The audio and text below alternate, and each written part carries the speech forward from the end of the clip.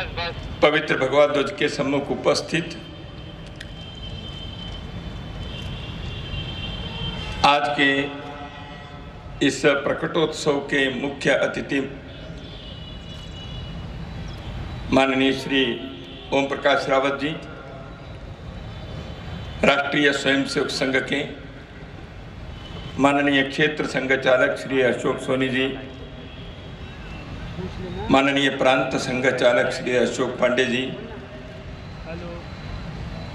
माननीय महानगर संघ चालक डॉक्टर राजेश सेठी जी, इस कार्यक्रम में संघ के निमंत्रण पर आकर समाज और राष्ट्र के प्रति अपने प्रेम और भक्ति के भाव को प्रकट कर रहे हैं। समाज के सभी सज्जन बंधु, श्रद्धेय माता भगिनी, प्रिय स्वयंसेवक बंधुओं,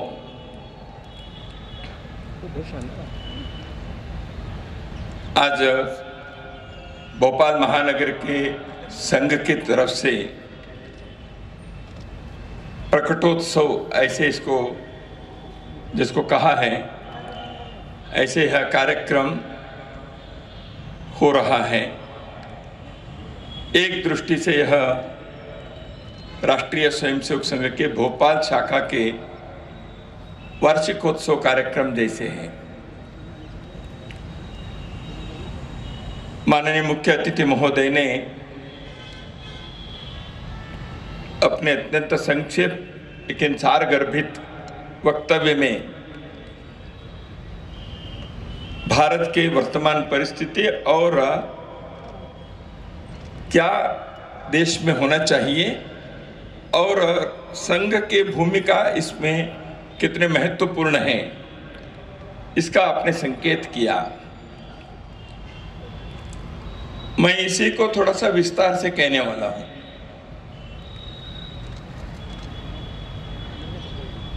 संघ के बारे में भोपाल के जनता को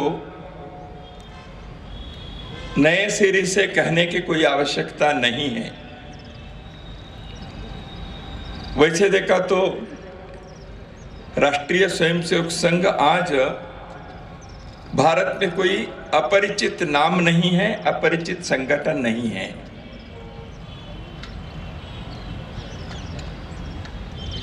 संघ का कार्य देशों विशाल हो गया है। शायद ही कोई जिला है जहां संघ की शाखा नहीं लगती हो। राष्ट्रीय स्वयंसेवक संघ पिछले 97 वर्षों से एक साधना में लगा हुआ है। क्या हुआ खटरे? यह राष्ट्र साधना है। खटरे क्या हुआ? संघ का कार्य यह सामूहिक कर्मयोग है।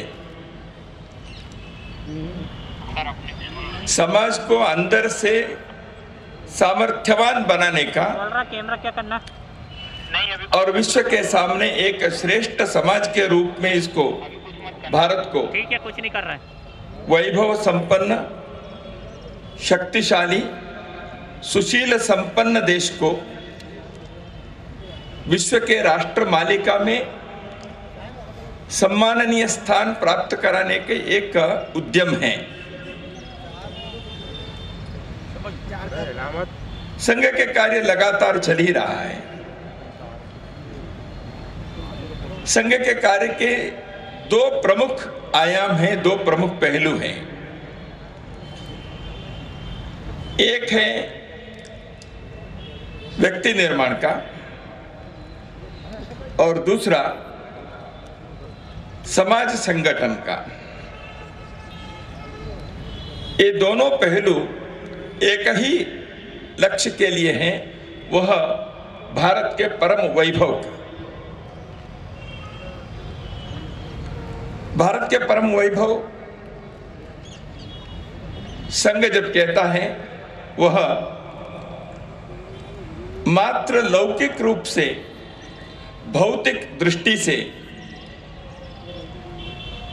एक स्वस्थ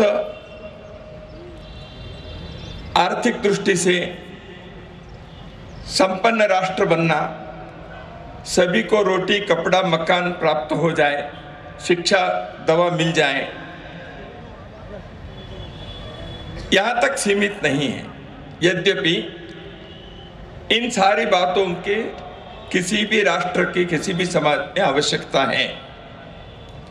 इसलिए संघ के प्रार्थना में हमने ये कहा है समुत्कर्ष निश्रेयस, ये दोनों बात है।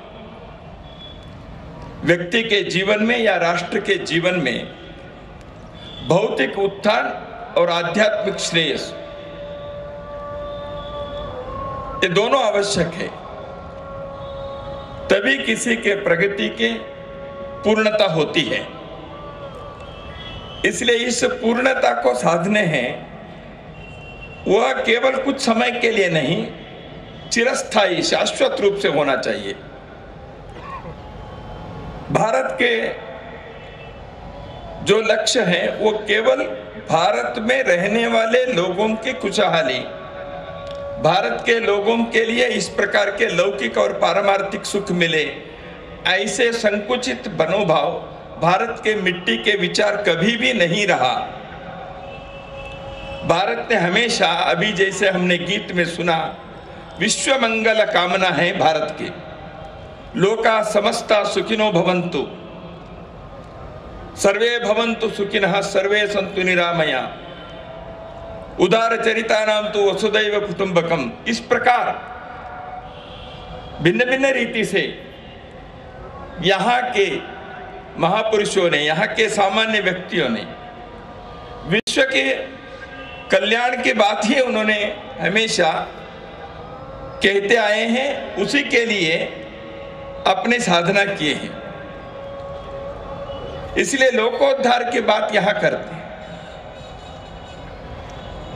लेकिन विश्व के कामना करने वाले लोग करे कुछ स्वयं होकर, और वो यदि स्वयं सामर्थ्यवान नहीं है,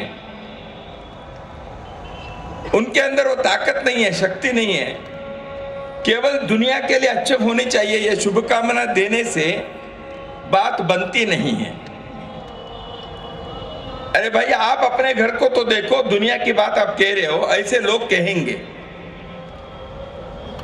इसलिए हम पहले कदम, पहले चरण के रूप में भारत के परम वैभव की बात, उसके लिए कार्य, उसके लिए तपस्या, उसके लिए साधना,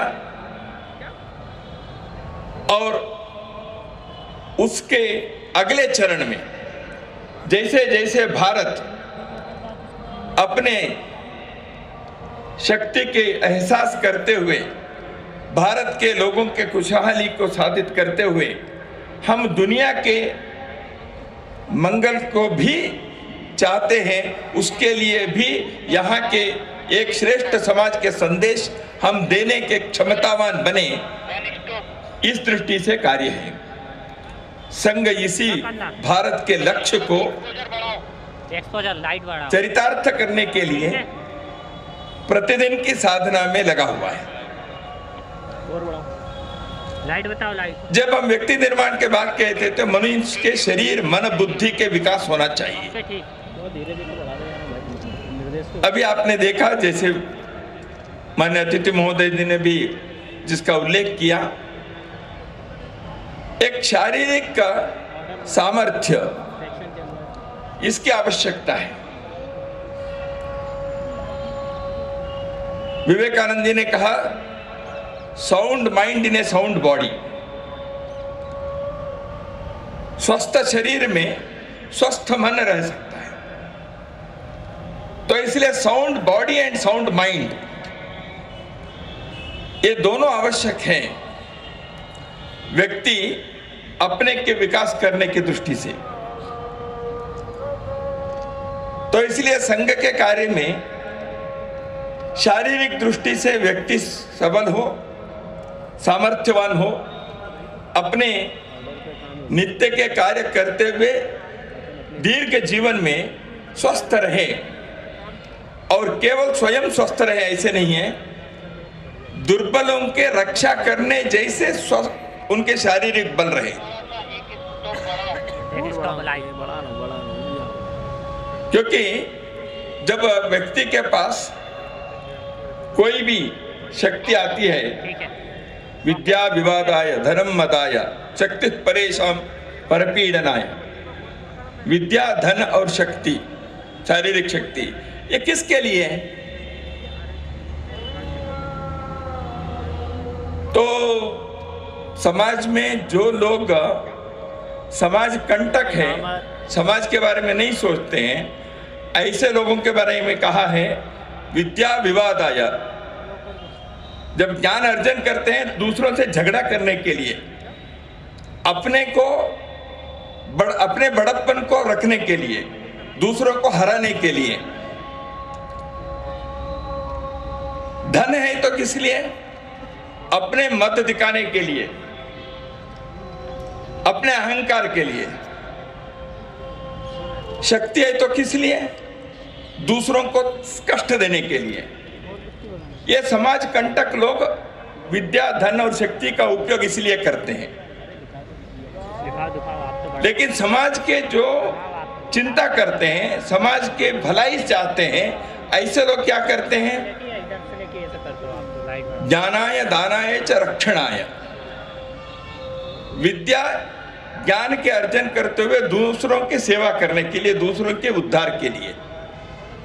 धन जो है वह दान के लिए, यानी जिनके पास धन की कमी है उनके जीवन के सुख के लिए अपने कमाए हुए धन में कुछ भाग उनको भी दिया जाए। जब धन दूसरों को देता है वो अहंकार नहीं रहता, नम्रता होती है, सेवा के भाव होता है, दूसरे के प्रति अनुकंपा होती है। शक्ति किस लिए? शक्ति रक्षणाय, जो कमजोर हैं, दुर्बल हैं, उनके रक्षा के लिए, उनके सेवा के लिए। इसलिए शक्ति का अर्जन यह अहंकार नहीं लाना चाहिए। तो संघ ने इस विषय में सोचकर व्यक्ति के निर्माण के लिए इन बातों को आग्रह पूर्वक रखा। इसलिए प्रतिदिन की शाखा में संघ शक्ति की आराधना करता है। जो हमने देखा उसके थोड़ा सा एक झलक यहां हमने देखी है। ऐसे ही संघ के कार्य में बौद्धिक कार्यक्रम भी है। देश समाज के संस्कृति और इतिहास के बारे में जानकारी मिले, वर्तमान के समस्याओं के, वर्तमान के हमारे सामर्थ्य और क्षमता के बारे में हम अवगत हो, और अपने को व्यक्तिगत तौर पर समूह के नाते, समाज के नाते क्या करना चाहिए इसकी चर्चा करते हुए उस कार्य में हम कूदे, आगे बढ़े। इसलिए हम बौद्धिक कार्यक्रम, इसमें एक भाव जागरण के, मन को, हृदय को विकसित करने वाले भाव जागरण का कार्यक्रम होता है। जैसे अभी आपने गीत सुना, ऐसे अर्थपूर्ण गीत संगीत के साथ देशभक्ति और समाज की संवेदना को जागृत करने वाले, भाव जागरण करने वाले गीत हमारे बौद्धिक कार्यक्रम के हिस्से हैं। तो इसलिए मैंने इस विषय को कहा, व्यक्ति निर्माण किस लिए?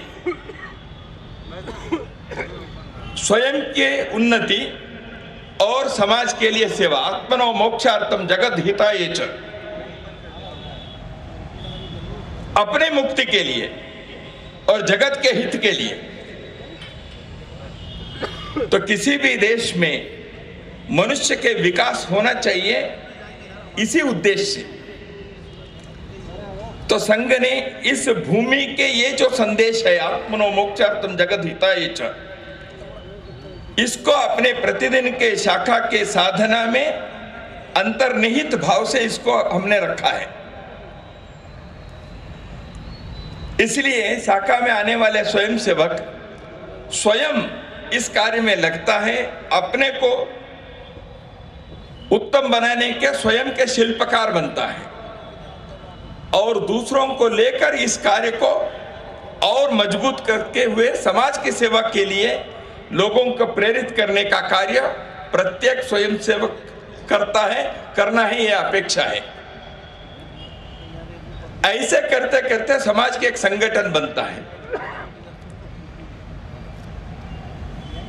भगिनी निवेदिता, उन्होंने एक बार ऐसे बात करते समय उन्होंने कहा, भारत में लोग सप्ताह में एक दिन भी एकत्रित होकर यदि देश के बारे में चिंता करते हैं, चर्चा करते हैं और देश के बारे में प्रार्थना करते हैं, एक अद्भुत शक्ति के आविर्भाव हो जाएगा। ठीक है, समाज में परिवर्तन की एक लहर फैलेगी। तो नहीं, ठीक है ना? इस प्रकार उनका कथन था। अरे ठीक है ना, अभी तो कुछ नहीं करना। पूजनीय डॉक्टर जी ने निवेदिता के इस कथन को जानते थे कि नहीं, मैं तो नहीं कह सकता, लेकिन निवेदिता के मन में जो विचार ये था, वह संघ में प्रतिदिन देखने को मिलता है। व्यक्ति एकत्रित हो, समाज देश के बारे में थोड़े से विचार करें, कुछ साधना करें और देश के हित में प्रार्थना करें। इसके कारण जो एक समूह शक्ति, संगठित शक्ति यह उभर कर आती है, वह शक्ति लोकोपयोगी शक्ति बनेगी, राष्ट्रहित की शक्ति बनती है। आज राष्ट्रीय स्वयंसेवक संघ को जो लोग देखते हैं, समझते हैं, वो यही कहते हैं, संघ के कार्य से समाज के हित, व्यक्ति की उन्नति और राष्ट्र के स्वाभिमान जागृत हो रहे हैं। तो इसलिए समाज संगठन के यह कार्य अच्छे व्यक्तियों से ही संभव है।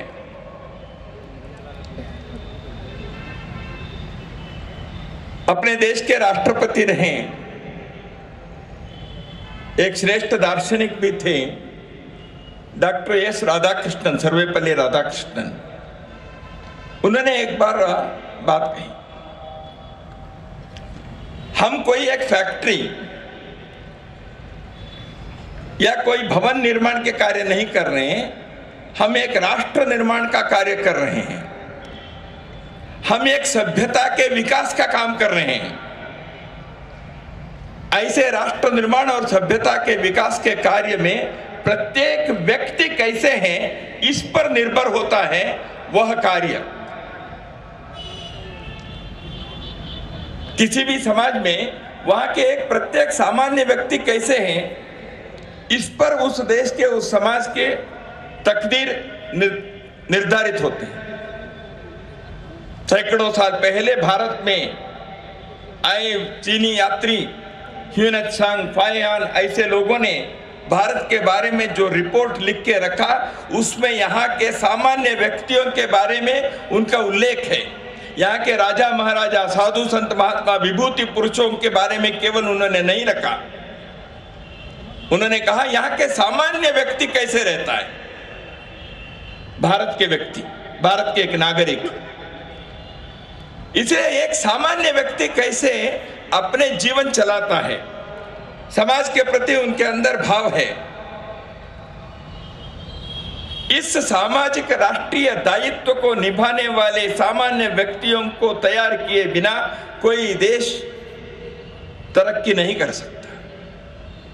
बाकी सभी चीजें आवश्यक है, सरकारी योजना, शिक्षा, समाज के नेतृत्व करने वाले लोगों के मार्गदर्शन, ये सारी बातें आवश्यक है। लेकिन सामान्य व्यक्ति जब तक इन चीजों के उपयोग करते हुए अपने अपने जगह पर, अपने इर्द गिर्द के वातावरण में एक सकारात्मक चिंतन को, सकारात्मक भाव को जागृत करने के लिए स्वयं 4 कदम नहीं रखता, बाकी मार्गदर्शन, बाकी योजना के कोई महत्व नहीं रहता। पिछले 15 अगस्त के अपने भाषण में भारत के प्रधानमंत्री ने लाल किले के प्राचीर से उन्होंने जो भाषण दिया, उसमें एक बात अपने भाषण के अंत में उन्होंने उल्लेख की। सरकार तो ये सारी योजना बना रही है, सरकार तो दिन रात इस प्रकार के देश हित के काम के तो हम ये सब कर रहे हैं, ऐसे उन्होंने सरकार की योजनाएं तो बताई। लेकिन अंत में उन्होंने ये कहा, लेकिन नागरिकों को भी कुछ कर्तव्य है। आप सरकार से जो अपेक्षा करेंगे वो तो ठीक है, लेकिन एक समाज के नाते, एक प्रजा के नाते, नागरिक के नाते हमारे कर्तव्य भी हमको निभाने चाहिए। संघ का कार्य यही चल रहा है। नागरिक यहां क्या करें? तो इसलिए संघ ने देशभक्ति, अनुशासन, समाज सेवा, चरित्र निर्माण, सामूहिकता और गुणवत्ता बढ़ाना, गुण की पूजा, ऐसे सद्गुणों को लोगों के अंदर विकसित करने के एक कार्य कर रहे हैं। संघ के देशभक्ति के बारे में तो सभी जानते ही हैं, लेकिन केवल संघ के व्यक्ति देशभक्त होने से नहीं बनता। समाज में देश राष्ट्र के प्रति एक भक्ति, एक प्रेम, एक समर्पण भाव चाहिए। इसलिए संघ के स्वयंसेवक केवल शाखा में आने वाले लोगों के देशभक्ति तक सीमित रहना यह हमारा काम नहीं रहता। हम समाज के लोगों को भी किसी न किसी आयोजन में, किसी न किसी गतिविधि में, किसी न किसी उपक्रम में उनको जोड़ते हुए हर किसी के अंदर जो देशभक्ति के थोड़ी सी चिंगारी है ही। भारत में जन्मे हर व्यक्ति के अंदर देश के बारे में कोई भावना है, उसको उजागर करने का, उसको प्रकट होने के लिए अवसर देने का यह कार्य संघ के स्वयंसेवक करते हैं। अपने समाज में अनुशासन की आवश्यकता कितने हैं, इसको पुनः कहने की आवश्यकता नहीं है। समाज में अनुशासन से जब लोग जीना प्रारंभ करेंगे, कई प्रकार की अच्छी बातें अपने आप निकलती हैं। सार्वजनिक जीवन में, व्यक्ति जीवन में, अपने कार्यस्थलों में, वर्क प्लेसेस में, वो विश्वविद्यालय हो, अस्पताल हो, सरकारी दफ्तर हो, बाजार हो, हम एक अनुशासित समाज के नाते नियम पालन करने वाले, दूसरों के कदर रखने वाले, समय पालन करने वाले, इस प्रकार के जो एक अनुशासित समाज का निर्माण किए बिना भारत को कैसे हम एक प्रगति के रास्ते पर बहुत दूर तक ले जा सकते हैं? इसलिए इसकी आवश्यकता है। चरित्र निर्माण, भारत के तरक्की आज विश्व के दृष्टि से देखें तो आर्थिक दृष्टि से हम पहले 5 या 6 में हम हैं। टेक्नोलॉजी के क्षेत्र में भारत आगे बढ़ रहा है। भारत के अमृत महोत्सव के अभी उल्लेख हुआ, हम इन 75 वर्षों में इन सारे क्षेत्रों में विशेष उपलब्धि हासिल की है। अब हम भूमि पर, आकाश में अपने तंत्रज्ञान से भारत ने नाम कमाया है। भारत के तंत्रज्ञान के, आईटी के, बाकी के आर्टिफिशियल इंटेलिजेंस के, स्वास्थ्य के क्षेत्र में भी निश्चित रूप से भारत आगे बढ़ रहा है। लेकिन उसके साथ साथ भारत के प्रत्येक व्यक्ति के अंदर शील और चारित्र के निर्माण भी उतने ही महत्व के। इसलिए इस चरित्र निर्माण के प्रत्येक व्यक्ति शील संपन्न हो, यह कार्य भी भारत के विश्व मान्यता प्राप्त करने के लिए आवश्यक है। सर्वसामान्य व्यक्ति चारित्र संपन्न हो, समाज के नेतृत्व करने वाले लोग शील संपन्न, चारित्र संपन्न हो। अपने जीवन में चरित्र के अण के दृष्टि से वो यदि प्रयत्न नहीं करेंगे, if character is lost everything is lost. पहले दो चीज तो सब जानते हैं, if wealth is lost nothing is lost, if health is lost something is lost, if character is lost everything is lost. अपने देश में कई बार समर्थ लोग, क्षमतावान लोग, प्रतिभावान लोग किसी की न किसी क्षेत्र में ऐसे अच्छे अच्छे स्थान को हासिल करने वाले लोग बहुत हैं, लेकिन कई बार शील और चारित्र के बारे में प्रश्न चिन्ह खड़े होने से देश में एक ऐसी स्थिति आती है, जनता के मन में ऐसी स्थिति आती है, हम किसके तरफ देख के आदर्श कहलाते, हम किसके मार्ग, किसके प्रेरणा से आगे बढ़े। क्योंकि व्यक्ति जीवन, सार्वजनिक जीवन में चारित्र के बहुत आग्रह करने की आवश्यकता है। ऐसे ही निस्वार्थ सेवा की समाज में बहुत बड़े प्रमाण में लोगों के जीवन को, उनके जीवन के स्तर को ऊपर उठाने की आवश्यकता भी है। ये सारी बातें सरकार करे, समाज का भी कर्तव्य होता है। मनुष्य को देव ऋण, पितृ ऋण, ऋषि ऋण है, ऐसे समाज ऋण भी है।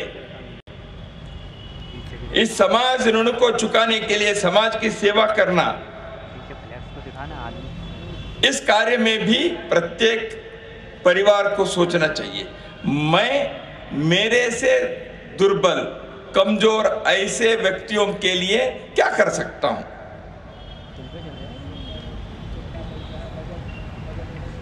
ऐसे कई उदाहरण मिलते हैं।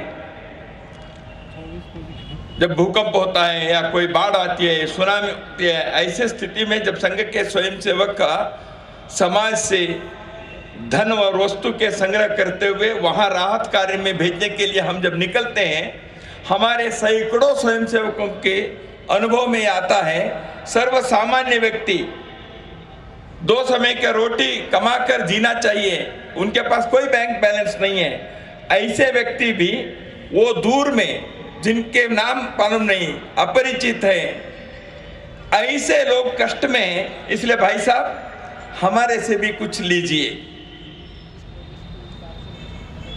अपने रोज के कमाई में कुछ वो देना चाहता है। कोई बूढ़ी महिला करना चाहती है, यानी मनुष्य के अंदर समाज के संवेदना के यह भाव है। इसलिए जिनके पास अधिक है वो समाज के सेवा के लिए अधिक देने के संकल्प करते हुए आगे बढ़े। संघ के कार्यकर्ता इस प्रकार के देशभक्ति, अनुशासन, चारित्र निर्माण, सामाजिक सेवा और सामूहिकता, मिलकर काम करना, अकेले में काम करना, 4 लोगों से मिलकर काम करने में तकलीफ होती है। इसलिए भारत में टीम वर्क के, हमारे यहां मिलकर काम करना, दूसरों के दोष को, दूसरों को कमी को सहन करने के बाद भी हम मित्रता रखें, कई बार नहीं होती। इसलिए संस्थाओं में बिखराव आते हैं, टूट जाते हैं। राजनीतिक दल टूटने के तो परंपरा ही है। पार्टनरशिप चलते हैं, 5 साल, 8 साल, 10 साल चलते हैं, अपवाद तो है, सालों साल, दशकों तक पार्टनरशिप में बिजनेस चलते हैं, मैं भी जानता हूं। पर तो कई बार आपस में झगड़े होते हैं। साथ मिलकर काम करना किसी भी क्षेत्र में, यह सामूहिकता, यह कई बार मार खाती है। संघ में हम सामूहिकता के पाठ सिखाते हैं। तो अपने देश के सांस्कृतिक धरोहर भी हम देखें, इन गुणों को ही लेकर हम महापुरुषों के याद करें। भगवान राम, श्री कृष्ण,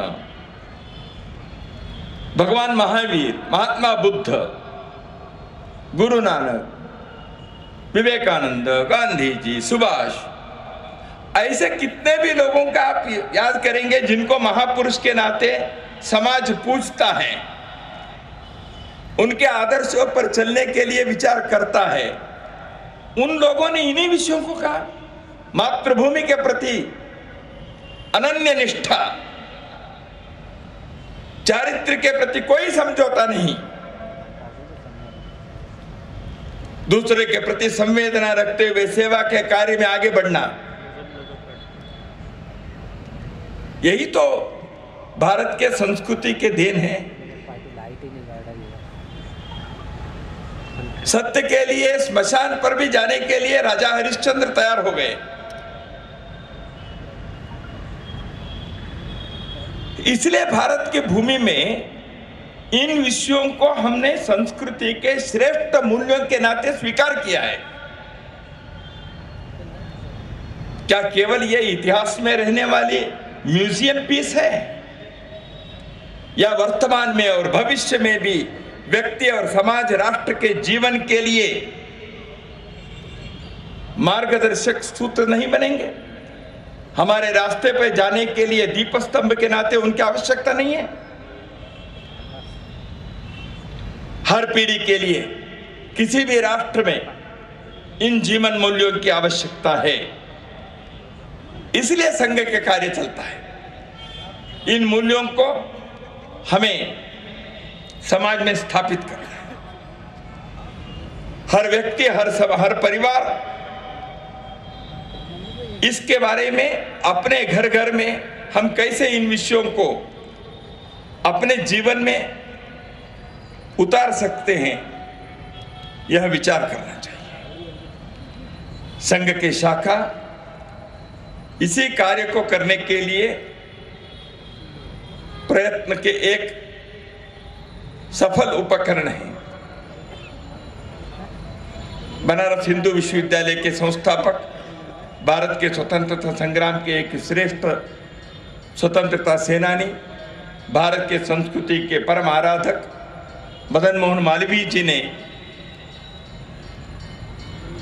उनकी जो रचना है उसमें उन्होंने यही कहा, ग्रामे ग्रामे सभा कार्या, ग्रामे ग्रामे कथा शुभा, मल्लशाला पाठशाला प्रतिपर्व महोत्सव।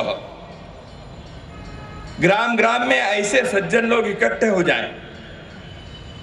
ग्राम ग्राम में सभा कार्य यानी सभा करनी ऐसे नहीं है मंतव्य। ग्राम ग्राम में लोग इकट्ठे होकर देश समाज के अपने गांव के संस्कृति के, वहां के समस्या के बारे में चर्चा करें, सोचे, विचार करें। ग्रामे ग्रामे कथा शुभा, अच्छे बातों को, जनहित के, व्यक्ति हित के, समाज हित के बातों के बारे में वहां चर्चा हो, लोगों को बताए जाए। मल्लशाला पाठशाला यानी शरीर और बुद्धि दोनों के लिए, पाठशाला बुद्धि के विकास के लिए, मल्लशाला शरीर के सुदृढ़ता के लिए, यह हर जगह पर होनी चाहिए। प्रति पर्व महोत्सव, एक छोटे बड़े भी जो पर्व आता है उसको आनंद से मनाने के, एक सामूहिक आनंद के, संतोष के, ऐसे चीजों को अपने गांव-गांव में, बस्ती बस्ती में निर्माण करने की आवश्यकता है। इसलिए लोगों को तैयार करना है। संघ के कार्य इन्हीं सपनों को साकार करने के लिए है। इसी दिशा में संघ, बहुत आनंद की बात है, प्रसन्नता के विषय है। भारत करवट ले रहा है, भारत की मान्यता दुनिया में बढ़ रही है। भारत के अंदर भी भारत के प्रति, समाज के बारे में सोचने वाले लोगों की संख्या बढ़ रही है। समाज के बारे में सकारात्मक दृष्टि से विचार करते हुए मुझे भी कुछ करना चाहिए, मैं मेरे गांव के लिए भी कुछ करूं, समाज के लिए, पीड़ित अभावग्रस्त लोगों के लिए मैं कुछ करूं, ऐसे सोचने वाले लोगों की संख्या बढ़ रही है। ये हम सबका अनुभव है। ठीक है, समाज में समस्या रहती है, चुनौती है, नहीं है ऐसे नहीं है, संकट है, लेकिन किसी भी समाज यदि आत्मसामर्थ्य से खड़े होता है, ऐसे चुनौतियों को, ऐसे संकटों को मार करते हुए, उसका सामना करते हुए, उसके निराकरण करते हुए आगे बढ़ने की ताकत होती है। समस्या नहीं है ऐसे कोई समाज नहीं होता, लेकिन समस्या का निराकरण करने वाले एक ताकत उस समाज के अंदर निर्माण होना चाहिए।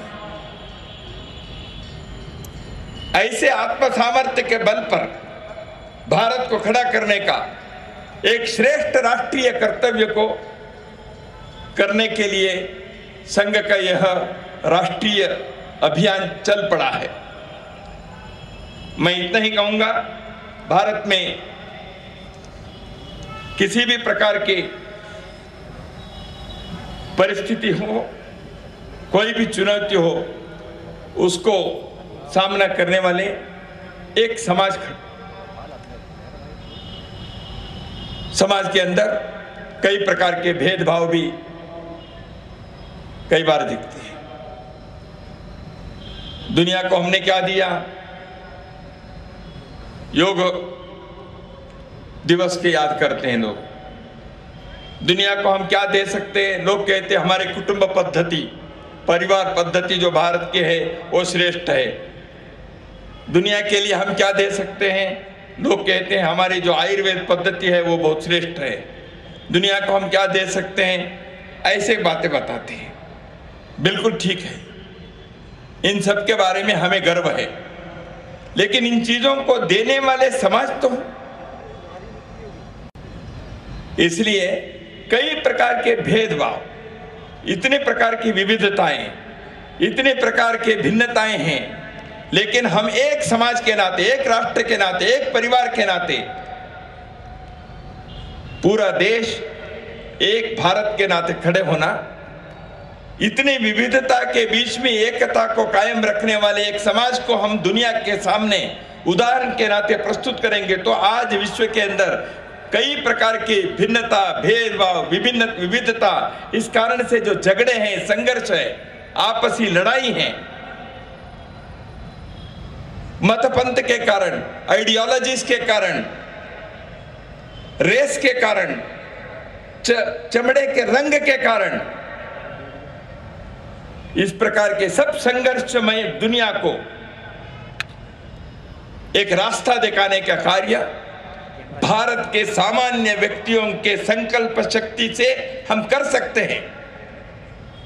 इसलिए भारत को जगाएं, भारत की आत्मा को जगाएं, भारत के समाज को ऊपर उठने का काम करें।